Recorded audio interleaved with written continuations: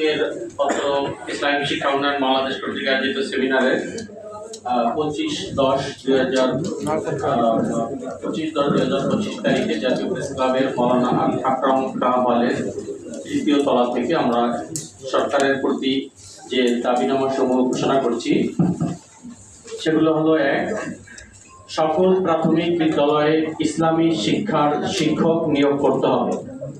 2, উচ্চ মাধ্যমিকের সকল শাখায় ইসলাম শিক্ষা বাধ্যতামূলক করতে হবে। 3, 1089টি তালিকাভুক্ত স্বতন্ত্র ইবতেদায়ী মাদ্রাসাকে অনতিবিলম্বে এমপিওভুক্ত করতে হবে। পর্যায়ক্রমে মঞ্জুরিপ্রাপ্ত স্বতন্ত্র ইবতেদায়ী মাদ্রাসাসমূহকে এমপিও ভুক্তির ব্যবস্থা করতে হবে। 4, ফাজিল, অনার্স ও মাস্টার্স স্তরের জন্য আলাদা শিক্ষক নিয়োগ ও এমপিও ভুক্ত করতে হবে। 5, বেসরকারি শিক্ষক কর্মচারীগণকে সরকারি চাকরিজীবীদের সমপরিমাণ বাড়ি ভাড়া ও ভাতা দিতে হবে। 6, দেশের অবহেলিত ও বৈষম্যের শিকার 3টি সরকারি আলিয়া মাদ্রাসার উন্নয়নে জরুরি পদক্ষেপ গ্রহণ করতে হবে।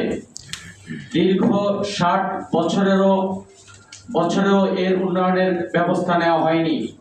মন্ত্রণালয় কর্তৃক তৈরিকৃত পিপি বাস্তবায়ন করতে হবে। 7, মহামান্য হাইকোর্টের রায় অনুযায়ী অবসরপ্রাপ্তদের অবসর ও কল্যাণ ভাতা অবসরের 6 মাসের মধ্যে প্রদান করতে হবে। 8, সকল প্রশিক্ষণমূলক প্রতিষ্ঠান, সরকারি উচ্চতর প্রশিক্ষণ, মেডিকেল, ইঞ্জিনিয়ারিং, তথ্য প্রযুক্তি এবং বিশ্ববিদ্যালয়সমূহের প্রতিটি বিভাগে ইসলামী শিক্ষা বাধ্যতামূলক করতে হবে। 9, বিশ্ববিদ্যালয়ের অধীন সকল কলেজে ইসলামিয়াত ও আরবি বিষয় অনার্স কোর্স খোলার অনুমতি দিতে হবে। 10, মাদ্রাসার স্বকীয়তা ও যোগ্য আলেম তৈরির লক্ষ্যে মাদ্রাসা পাঠ্যক্রম ও পাঠ্যপুস্তক বোর্ড তথা এনসিটিবিএম গঠন করতে হবে।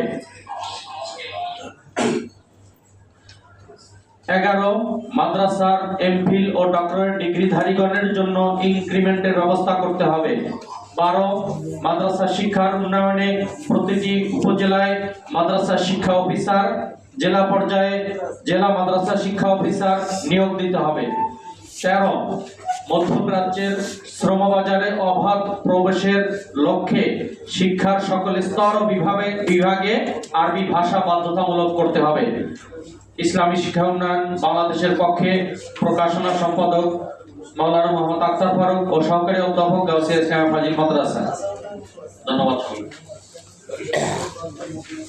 সভাপতি ভাষণ এবং দোয়ার ব্যবস্থা এখন